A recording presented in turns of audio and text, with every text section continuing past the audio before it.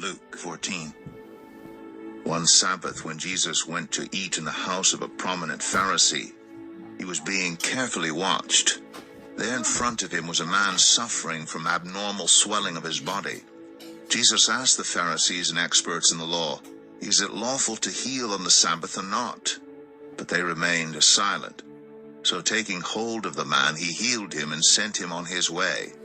Then he asked them, "If one of you has a child or an ox that falls into a well on the Sabbath day, will you not immediately pull it out?" And they had nothing to say. When he noticed how the guests picked the places of honor at the table, he told them this parable. When someone invites you to a wedding feast, do not take the place of honor, for a person more distinguished than you may have been invited. If so, the host who invited both of you will come and say to you, "Give this person your seat."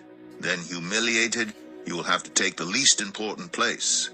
But when you are invited, take the lowest place, so that when your host comes, he will say to you, "Friend, move up to a better place."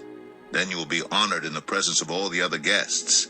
For all those who exalt themselves will be humbled, and those who humble themselves will be exalted. Then Jesus said to his host, "When you give a luncheon or dinner, do not invite your friends, your brothers or sisters, your relatives, or your rich neighbors. If you do, they may invite you back, and so you will be repaid. But when you give a banquet, invite the poor, the crippled, the lame, the blind, and you will be blessed.